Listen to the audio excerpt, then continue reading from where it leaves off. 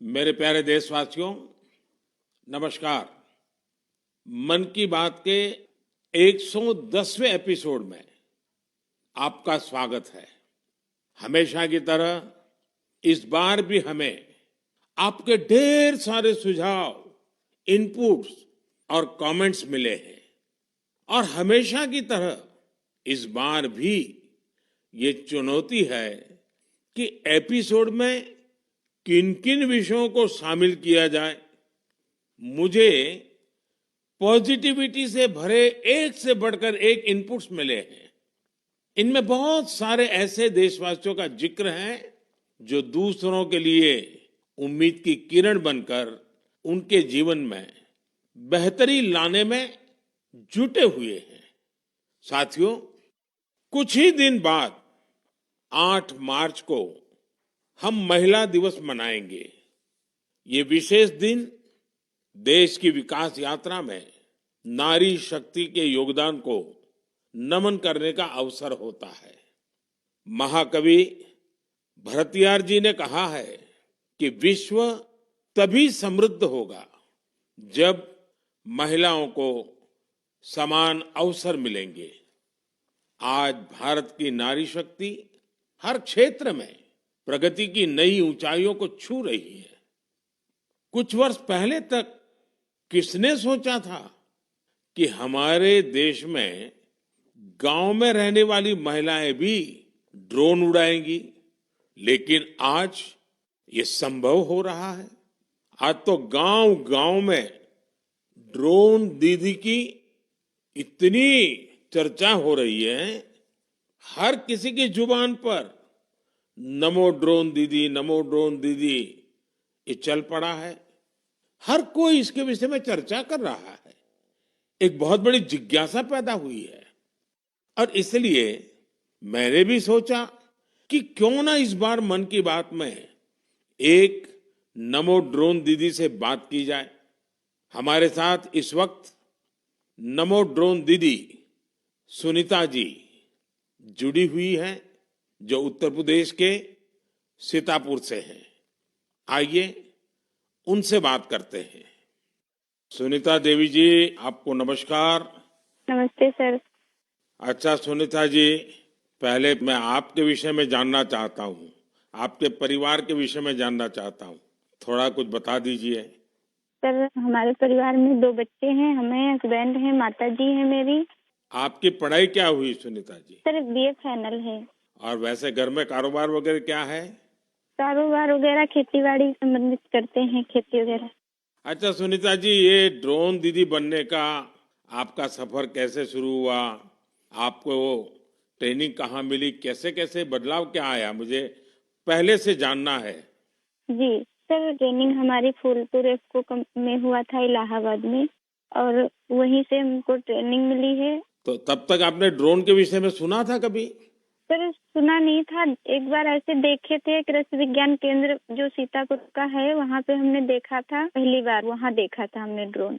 सुनीता जी, मुझे ये समझना है कि मानो आप पहले दिन गए, जी पहले दिन आपका ड्रोन दिखाया होगा, फिर कुछ बोर्ड पे पढ़ाया गया होगा, कागज पे पढ़ाया गया होगा, फिर मैदान में ले जाके प्रैक्टिस, क्या क्या हुआ होगा? आप मुझे बस समझा सकती हैं पूरा वर्णन? जी सर, पहले दिन सर हम लोग जब गए हैं तो उसके दूसरे दिन से हम लोगों की ट्रेनिंग शुरू हुई थी। पहले तो थ्योरी पढ़ाई गई थी, सब क्लास चले थे 2 दिन। क्लास में ड्रोन में क्या क्या पार्ट हैं, कैसे कैसे आपको क्या क्या करना है, ये सारी चीजें थ्योरी में पढ़ाई गई थी। तीसरे दिन सर हम लोगों का पेपर हुआ था। उसके बाद में फिर सर एक कंप्यूटर पे भी पेपर हुआ था। मतलब पहले क्लास चला, उसके बाद में टेस्ट लिया गया, फिर प्रैक्टिकल करवाया गया था हम लोगों का। मतलब ड्रोन कैसे उड़ाना है, कैसे कैसे मतलब आपको कंट्रोल कैसे संभालना है, हर चीज सिखाई गई थी प्रैक्टिकल के तौर में। फिर ड्रोन काम क्या करेगा वो कैसे सिखाया? सर, ड्रोन काम करेगा कि जैसे अभी फसल बड़ी हो रही, बरसात का मौसम या कुछ भी, ऐसे बरसात में दिक्कत होती, खेत में फसल में हम लोग घुस नहीं पा रहे हैं, तो कैसे मजदूर अंदर जाएगा। तो इसके माध्यम से हम बहुत फायदा किसानों को होगा और वहाँ खेत में घुसना भी नहीं पड़ेगा। हमारा ड्रोन जो हम मजदूर लगा के अपना काम करते हैं, वो हमारा ड्रोन से मेड़ पे खड़े होके हम अपना वो कर सकते हैं। कोई कीड़ा मकोड़ा अगर खेत के अंदर है, उससे हमें सावधानी भी बरतनी रहेगी, कोई दिक्कत नहीं हो सकती है। और किसानों को भी बहुत अच्छा लग रहा है सर। हमने 35 एकड़ स्प्रे कर चुके हैं अभी तक। तो किसानों को भी समझ है कि इसका फायदा है। जी सर, किसानों को बहुत संतुष्ट होते हैं, कह रहे बहुत अच्छा लग रहा है, समय का भी बचत होता है, सारी सुविधा आप खुद देती हैं, पानी दवा सब साथ साथ में रखती हैं। और हम लोगों को सिर्फ आके खेत बताना पड़ता है कि कहाँ से कहाँ तक मेरा खेत है, और सारा काम आधा घंटे में ही निपटा देती। तो ये ड्रोन देखने के लिए और लोग भी आते होंगे फिर तो। सर बहुत भीड़ लग जाती है ड्रोन देखने के लिए, बहुत सारे लोग आ जाते हैं। जो बड़े बड़े फार्मर्स लोग हैं वो लोग नंबर भी ले जाते हैं कि हम भी आपको बुलाएंगे स्प्रे के लिए। अच्छा, क्योंकि मेरा एक मिशन है लखपति दीदी बनाने का। अगर आज देश भर की बहनें सुन रही हैं, तो एक ड्रोन दीदी आज पहली बार मेरे साथ बात कर रही है, तो क्या कहना चाहेगी आप? जैसे आज मैं अकेले ड्रोन दीदी हूँ, तो ऐसी हजारों बहनें आगे आए कि मेरे जैसे ड्रोन दीदी वो भी बने। और मुझे बहुत खुशी होगी कि जब मैं अकेली हूँ, मेरे साथ में और हजारों लोग खड़े होंगे, तो बहुत अच्छा लगेगा कि हम अकेले नहीं, बहुत सारे लोग हमारे साथ में ड्रोन दीदी के नाम से पहचानी जाती हैं। चलिए सुनीता जी, मेरी तरफ से आपको बहुत बहुत बधाई। ये नमो ड्रोन दीदी, ये देश में कृषि को आधुनिक बनाने का एक बहुत बड़ा माध्यम बन रही है। मेरी बहुत बहुत शुभकामनाएं। Thank you sir. Thank you. साथियों, आज देश में कोई भी क्षेत्र ऐसा नहीं है जिसमें देश की नारी शक्ति पीछे रह गई हो। एक और क्षेत्र जहां महिलाओं ने अपनी नेतृत्व क्षमता का बेहतरीन प्रदर्शन किया है, वो है प्राकृतिक खेती, जल संरक्षण और स्वच्छता। केमिकल से हमारी धरती माँ को जो कष्ट हो रहा है, जो पीड़ा हो रही है, जो दर्द हो रहा है, हमारी धरती माँ को बचाने में देश की मातृशक्ति बड़ी भूमिका निभा रही है। देश के कोने कोने में महिलाएं अब प्राकृतिक खेती को विस्तार दे रही है। आज अगर देश में जल जीवन मिशन के तहत इतना काम हो रहा है, तो इसके पीछे पानी समितियों की बहुत बड़ी भूमिका है। इस पानी समिति का नेतृत्व महिलाओं के ही पास है। इसके अलावा भी बहनें बेटियां जल संरक्षण के लिए चौतरफा प्रयास कर रही हैं। मेरे साथ फोन लाइन पर ऐसी ही महिला है कल्याणी प्रफुल्ल पाटिल जी। ये महाराष्ट्र की रहने वाली है। आइए कल्याणी प्रफुल्ल पाटिल जी से बात कर उनका अनुभव जानते हैं। कल्याणी जी नमस्ते। नमस्ते सर जी, नमस्ते। कल्याणी जी, पहले तो आप अपने विषय में, अपने परिवार के विषय में, अपने कामकाज विषय में जरा बताइए। सर मैं एमएससी माइक्रोबायोलॉजी हूँ, और मेरे घर में मेरे पतिदेव, मेरी सास है और मेरे 2 बच्चे, और 3 साल से मैं अपने ग्राम पंचायत में कार्यरत हूँ। और फिर गांव में खेती के काम में लग गई, क्योंकि आपके पास बेसिक नॉलेज भी है, आपकी पढ़ाई भी क्षेत्र में हुई है और अब आप खेती में जुड़ गई हैं। तो क्या क्या नए प्रयोग किए हैं आपने? सर हमने जो 10 प्रकार के हमारी वनस्पति है, उसको एकत्रित करके उससे हमने ऑर्गेनिक फवारनी बनाया। जैसे कि जो हम पेस्टिसाइड वगैरह स्प्रे करते, तो उससे पेस्ट वगैरह जो हमारी मित्र कीट रहती है, वो नष्ट हो रहे हैं, और हमारी सॉइल का पोल्यूशन होता है। जो सब केमिकल चीजें वो पानी में घुल मिल रही है, उसकी वजह से हमारे बॉडी पर भी हानिकारक परिणाम दिख रहे हैं। उस हिसाब से हमने कम से कम पेस्टिसाइड का यूज करके। तो एक प्रकार से आप पूरी तरह प्राकृतिक खेती की तरफ जा रही हैं। हाँ, जो अपनी पारंपरिक खेती है सर, वैसे हमने की पिछले साल। क्या अनुभव आया प्राकृतिक खेती में? सर जो हमारी महिला है, उनको जो खर्च है वो कम लगा, और जो प्रोडक्ट है सर, तो वो समाधान था कि हमने विदाउट पेस्ट वो किया है। क्योंकि अब कैंसर के प्रमाण जो बढ़ रहे हैं, तो जैसे शहरी भागों में तो है, लेकिन गांव में भी हमारे उसका प्रमाण बढ़ रहा है। तो उस हिसाब से अगर आप अपने आगे के परिवार को अपने सुरक्षित करना है तो ये मार्ग अवलंबना जरूरी है। इस हिसाब से वो महिलाएं भी सक्रिय सहभाग इसके अंदर दिखा रही है। अच्छा कल्याणी जी, आपने कुछ जल संरक्षण में भी काम किया है, उसमें क्या किया है आपने? सर, रेन वाटर हार्वेस्टिंग जो हमारे शासकीय जितने भी इमारतें जैसे कि प्राथमिक शाला हुई, आंगनवाड़ियां हुए, हमारी ग्राम पंचायत की जो बिल्डिंग है, वहाँ के जो पानी है बारिश का वो सब इकट्ठा करके हमने एक जगह पे कलेक्ट किया हुआ है। और जो रिचार्ज शाफ्ट है सर, कि बारिश का पानी जो गिरता है वो जमीन के अंदर परकोलेट होना चाहिए, तो उस हिसाब से हमने 20 रिचार्ज शाफ्ट हमारे गांव के अंदर किए हुए हैं और 50 रिचार्ज शाफ्ट का सैंक्शन हो गया है। अब जल्दी ही उसका भी काम चालू होने वाला है। चलिए कल्याणी जी, आपल्याशी बोलून खूप आनंद झाला. तुम्हाला खूप खूप शुभेच्छा. सर धन्यवाद, सर धन्यवाद. मलाही तुमच्याशी बोलून खूप खूप आनंद झाला. म्हणजे माझ्या आयुष्याचं संपूर्ण सार्थकी लागलं माझं जीवन असं मी समजते. बस सेवा करा. चलिए, आपका नाम ही कल्याणी है तो आपको तो कल्याण करना ही करना है. धन्यवाद जी. नमस्कार. धन्यवाद सर, धन्यवाद. साथियों, चाहे सुनीता जी हो या कल्याणी जी, अलग अलग क्षेत्रों में नारी शक्ति की सफलता बहुत प्रेरक है. मैं एक बार फिर हमारी नारी शक्ति की इस स्पिरिट की हृदय से सराहना करता हूं. मेरे प्यारे देशवासियों, आज हम सबके जीवन में टेक्नोलॉजी का महत्व बहुत बढ़ गया है. मोबाइल फोन, डिजिटल गैजेट्स हम सबकी जिंदगी का अहम हिस्सा बन गए हैं. लेकिन क्या आप कल्पना कर सकते हैं कि डिजिटल गैजेट्स की मदद से अब वन्य जीवों के साथ तालमेल बिठाने में भी मदद मिल रही है. कुछ दिन बाद 3 मार्च को विश्व वन्य जीव दिवस है. इस दिन को वन्य जीवों के संरक्षण के प्रति जागरूकता फैलाने के उद्देश्य से मनाया जाता है.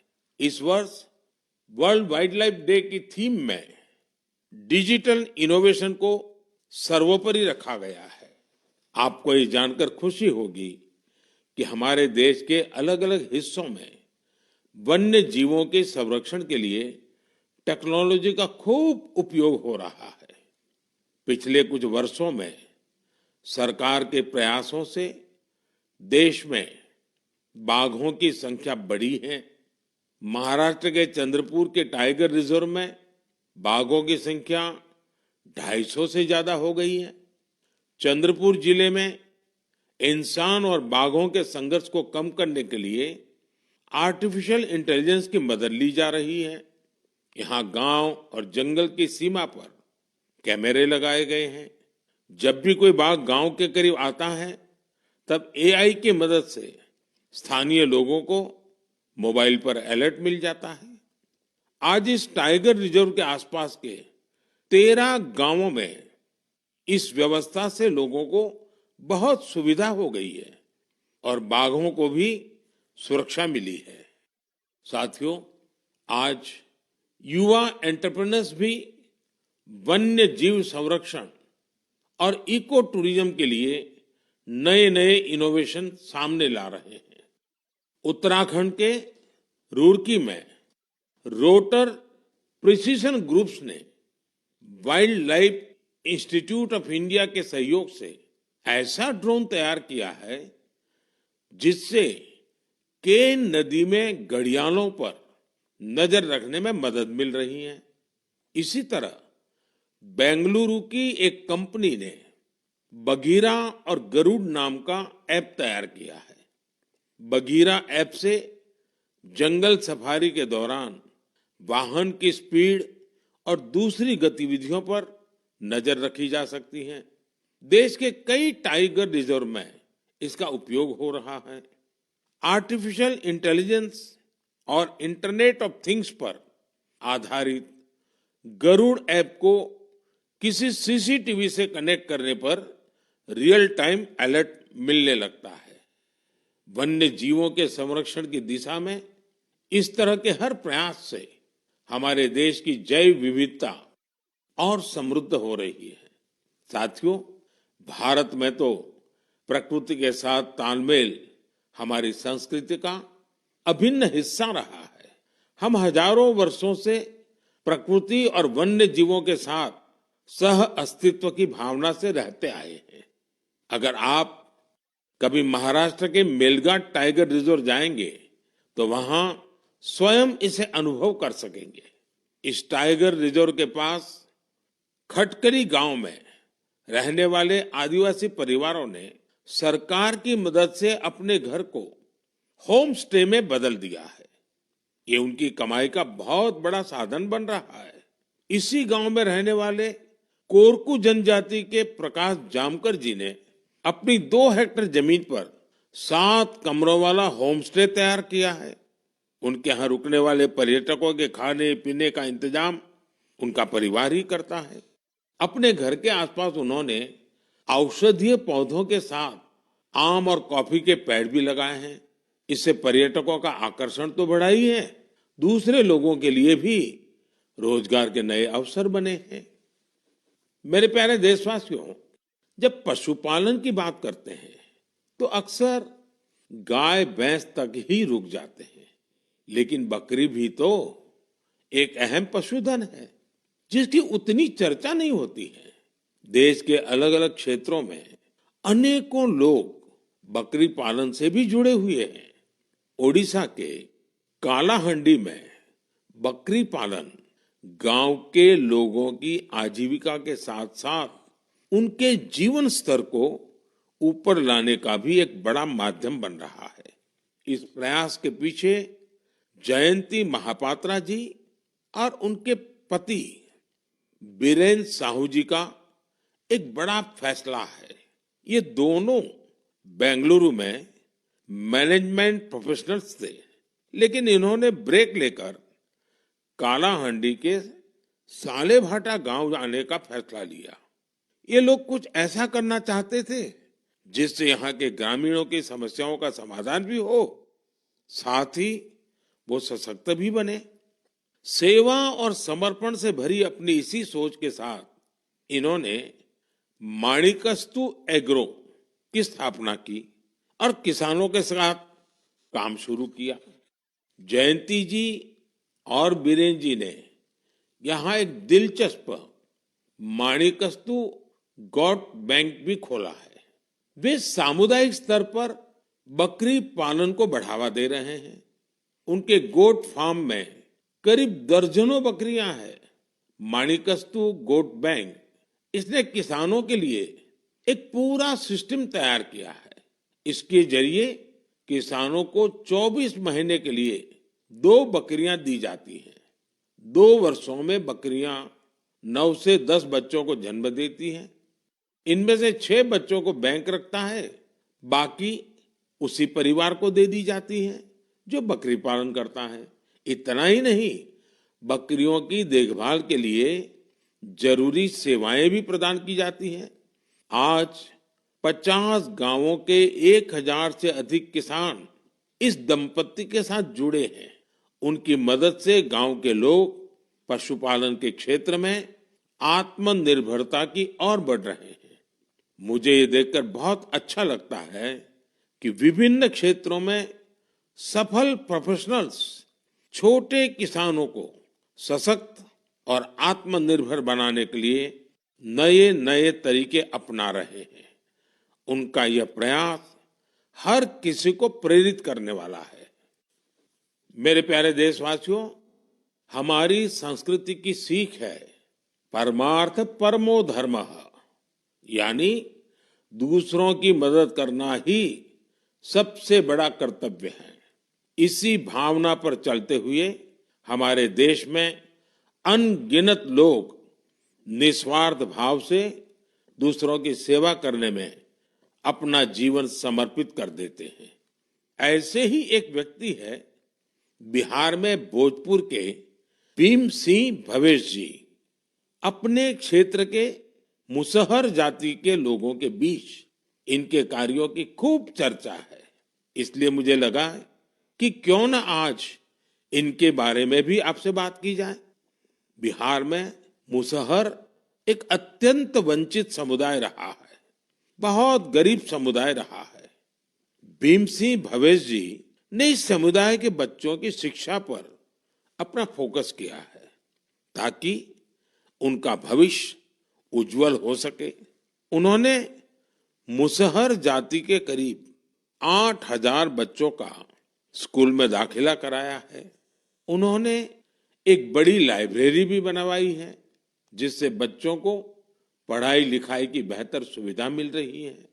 भीम सिंह जी अपने समुदाय के सदस्यों के जरूरी डॉक्यूमेंट बनवाने में, उनके फॉर्म भरने में भी मदद करते हैं।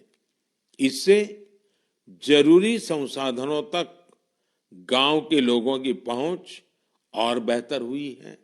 लोगों का स्वास्थ्य बेहतर हो, इसके लिए उन्होंने 100 से अधिक मेडिकल कैंप लगवाए हैं। जब कोरोना का महासंकट सिर पर था, तब भीम सिंह जी ने अपने क्षेत्र के लोगों को वैक्सीन लगवाने के लिए भी बहुत प्रोत्साहित किया। देश के अलग अलग हिस्सों में भीम सिंह भवेश जी जैसे कई लोग हैं जो समाज में ऐसे अनेक नेक कार्यों में जुटे हैं। एक जिम्मेदार नागरिक के तौर पर हम इसी प्रकार अपने कर्तव्यों का पालन करेंगे तो यह एक सशक्त राष्ट्र के निर्माण में बहुत ही मददगार साबित होगा। मेरे प्यारे देशवासियों, भारत की सुंदरता यहाँ की विविधता और हमारी संस्कृति के अलग अलग रंगों में भी समाहित है।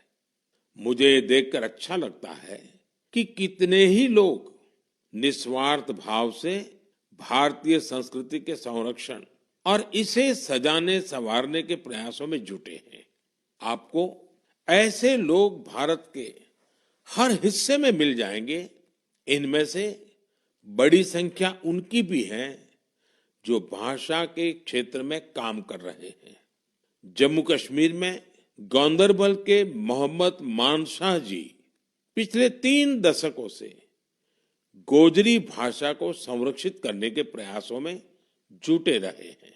वे गुजर बकरवाल समुदाय से आते हैं जो कि एक जनजातीय समुदाय है। उन्हें बचपन में पढ़ाई के लिए कठिन परिश्रम करना पड़ा था। वो रोजाना 20 किलोमीटर की दूरी पैदल तय करते थे। इस तरह की चुनौतियों के बीच उन्होंने मास्टर्स की डिग्री हासिल की और ऐसे में ही उनका अपनी भाषा को संरक्षित करने का संकल्प दृढ़ हुआ। साहित्य क्षेत्र में मानशाह जी के कार्यों का दायरा इतना बड़ा है कि इसे करीब 50 संस्करणों में सहेजा गया है। इनमें कविताएं और लोकगीत भी शामिल हैं। उन्होंने कई किताबों का अनुवाद गोजरी भाषा में किया है। साथियों, अरुणाचल प्रदेश में तीरप के बनवंग लोसू जी एक टीचर है।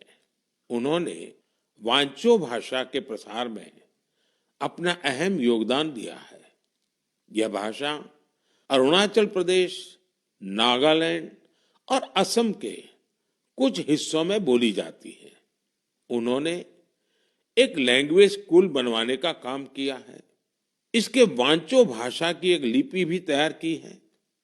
वो आने वाली पीढ़ियों को भी वांचो भाषा सिखा रहे हैं ताकि इसे लुप्त होने से बचाया जा सके। साथियों, हमारे देश में बहुत सारे ऐसे लोग भी हैं जो गीतों और नृत्यों के माध्यम से अपनी संस्कृति और भाषा को संरक्षित करने में जुटे हैं। कर्नाटका के वेंकप्पा अंबाजी सुगेटकार, उनका जीवन भी इस मामले में बहुत प्रेरणादायी है। यहाँ के बागलकोट के रहने वाले सुगाटकर जी एक लोक गायक हैं। इन्होंने 1000 से अधिक गोंधड़ी गाने गाए हैं। साथ ही इस भाषा में कहानियों का भी खूब प्रचार प्रसार किया है। उन्होंने बिना फीस लिए सैकड़ों विद्यार्थियों को ट्रेनिंग भी दी है। भारत में उमंग और उत्साह से भरे ऐसे लोगों की कमी नहीं जो हमारी संस्कृति को निरंतर समृद्ध बना रहे हैं। आप भी इनसे प्रेरणा लीजिए, कुछ अपना करने का प्रयास करिए, आपको बहुत संतोष का अनुभव होगा। मेरे प्यारे देशवासियों, 2 दिन पहले मैं वाराणसी में था और वहां मैंने एक बहुत ही शानदार फोटो प्रदर्शनी देखी। काशी और आसपास के युवाओं ने कैमरे पर जो मोमेंट कैप्चर किए हैं वो अद्भुत है। इसमें काफी फोटोग्राफ्स ऐसी हैं जो मोबाइल कैमरे से खींची गई थी। वाकई आज जिसके पास मोबाइल है वो एक कंटेंट क्रिएटर बन गया है। लोगों को अपना हुनर और प्रतिभा दिखाने में सोशल मीडिया ने भी बहुत मदद की है। भारत के हमारे युवा साथी कंटेंट क्रिएशन के क्षेत्र में कमाल कर रहे हैं। चाहे कोई भी सोशल मीडिया प्लेटफॉर्म हो, आपको अलग अलग विषयों पर अलग अलग कंटेंट शेयर करते हमारे युवा साथी मिल ही जाएंगे। टूरिज्म हो, सोशल कॉज हो, पब्लिक पार्टिसिपेशन हो या फिर प्रेरक जीवन यात्रा, इनसे जुड़े तरह तरह के कंटेंट्स सोशल मीडिया पर मौजूद है। कंटेंट क्रिएट कर रहे देश के युवाओं की आवाज आज बहुत प्रभावी बन चुकी है। उनकी प्रतिभा को सम्मान देने के लिए देश में नेशनल क्रिएटर्स अवार्ड शुरू किया गया है। इसके तहत अलग अलग कैटेगरीज में उन चेंज मेकर्स को सम्मानित करने की तैयारी है जो सामाजिक परिवर्तन की प्रभावी आवाज बनने के लिए टेक्नोलॉजी का उपयोग कर रहे हैं। यह कॉन्टेस्ट माई गॉव पर चल रहा है और मैं कंटेंट क्रिएटर्स को इससे जुड़ने के लिए आग्रह करूंगा।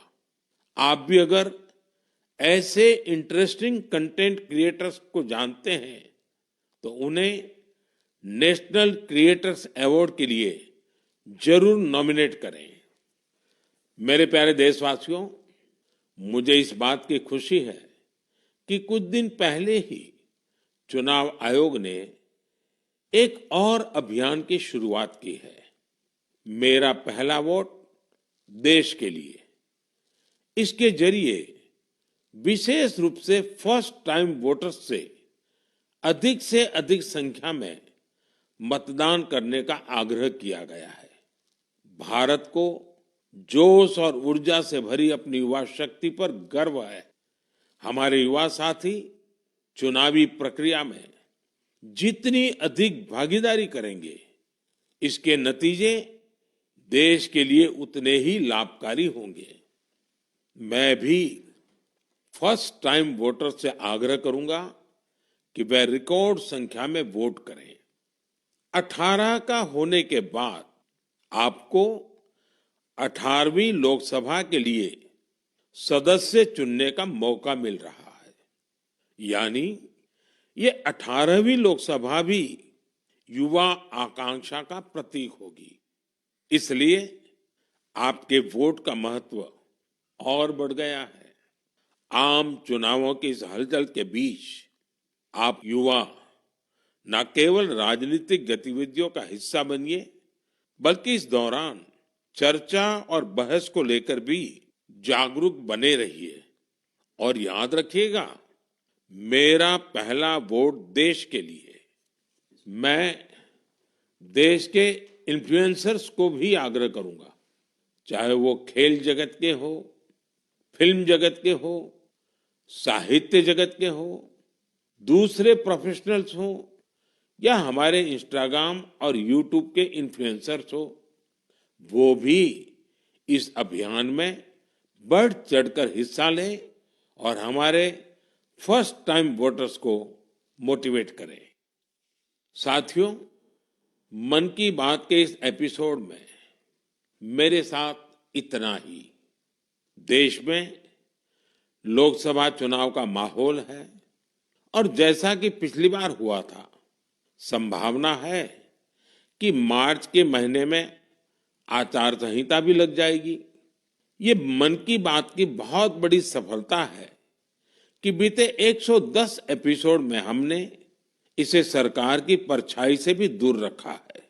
मन की बात में देश की सामूहिक शक्ति की बात होती है, देश की उपलब्धि की बात होती है।